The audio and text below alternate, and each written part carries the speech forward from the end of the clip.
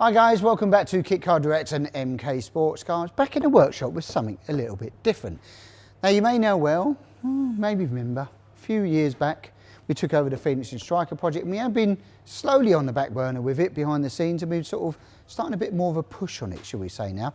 So the old girl that we've had in storage for a while, which is the Phoenix, which was the demo car when we took over from Raw, we sort of started to go through it really to see, well, A, how we can improve it, B, to recommission the car and get it back on the road so we can get test drives and things like that in it as well, and look at all of the accessibility panels, how we can improve them for when we bring this vehicle into production.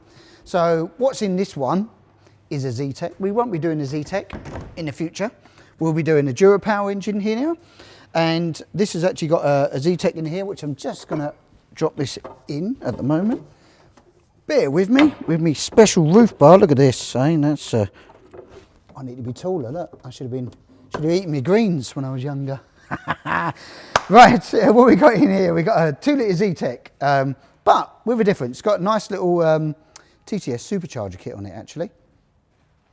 Nice, very nice, makes, I think, I've never seen the official dyno numbers, but I was told with Omex done this, Richard Reagan guys did this at Omex, it was around a sort of 240 horsepower.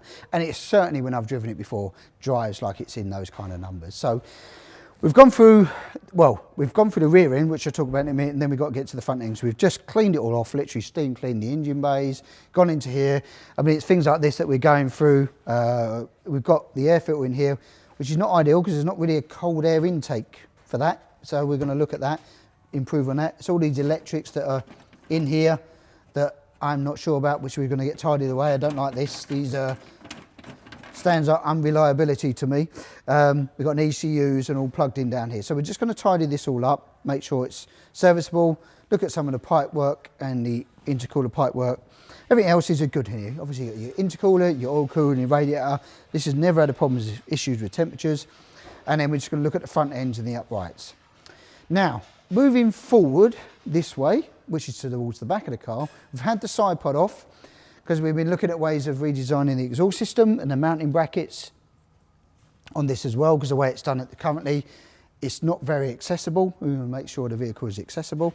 And then Joseph's been through the rear end. Now, the rear end on this particular car, it looked like it'd been through some salt, so we stripped it all back and we've gone through it all. And Joseph's been basically working his through the way of, we've strengthened and bracing all the rear bottom wishbones. Basically, there's an extra brace gone in here. I know, unfortunately, there have been a failure point, I do believe in the past. They bow and bend, because it's only with 19mm tube. We've stepped that up and welded that up, which I'm sure Lewis will show you some tags on that with Joseph welding them up, making these a much stronger and more reliable. And we are redesigning them in the jigs as we speak as well as the upright. We've been bracing and modifying this to make sure, again, reliability being the factor here, with a rose jointed so we can adjust the toes on it as well, making it additional. Tied up the whole rear end. The fuel tank, again, very inaccessible under here once it's in and the body's on, very hard to get out. So again, we're looking at how that can be mounted in a better position to make it accessible as well. And again, that was a bit corroded and whatever, so we've gone through it all, stripped it all. It's all been, you can't really see it under here, guys, because it's black, but it's all been redone, paint and powder coat where we needed to. Wishbones been braced, all of these have been braced with new rose joints.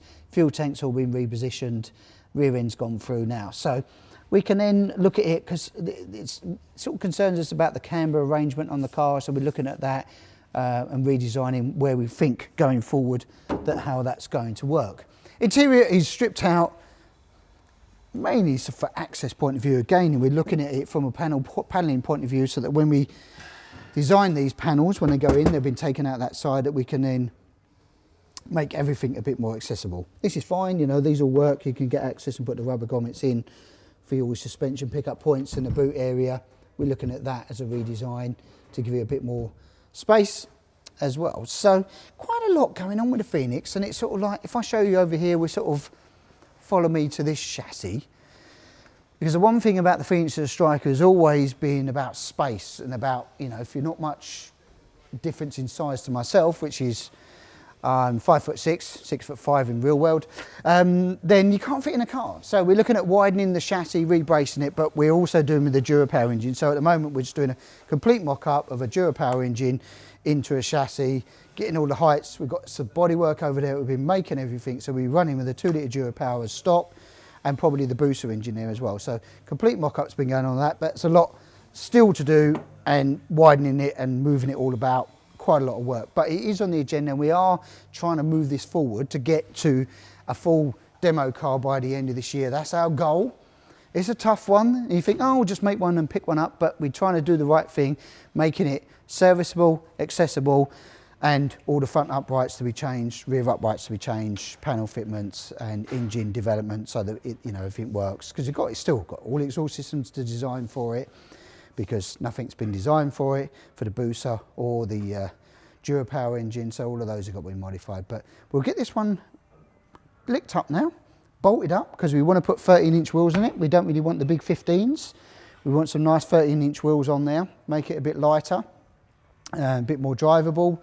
I just prefer 13s, just better feel to them in the way you're doing. Of course, it's 4 kilos a corner lighter, which is unsprung weight, which is, again, rolling resistance weights. Everything's just, there's just benefits all round for that. So this one we'll get up and running, we'll get it back through now and we'll get an MOT on it and then make it serviceable so that people can come around and look, we can take for test drives and just get a feel for how the car is. So yeah, you know, you're welcome to come down anytime, have a look at the Phoenix and the project and what we're doing on that.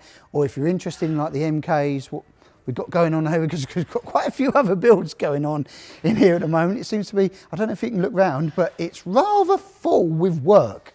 We are flat out busy at the moment with cars, either for sale or being worked on, or IVAs and all kinds of stuff that's going on. So yeah, that's it. But you want to know what to do? Pick up the phone, hook us up phone call, email, come and see us about the Phoenix model, or touch us up if you're interested in the MK.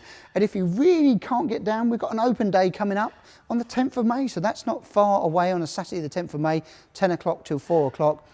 We do our open day. We'll have probably a nice bacon butter and a cup of tea or coffee for you as well, and a small water jumper upstairs. So 10th of May, put it in your diary, get down here, come and see what's going on at MK Sportscars. That's it for this week, guys. Remember to like, share, subscribe, and I'll catch you next time.